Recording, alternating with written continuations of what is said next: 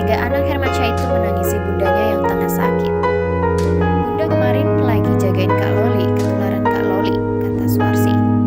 Tangisan Arsi pun makin menjadi, berharap sang bunda cepat sembuh. "Arsi sayang bunda, bunda jangan sakit. Bunda jangan sakit ya Allah," tangisnya. Suwarsi pun meminta agar Arsi mendoakan Asyanti agar cepat sembuh. Wah, kita doakan ya Sobat Grit, semoga keluarga Hermansyah ini segera pulih dari COVID-19.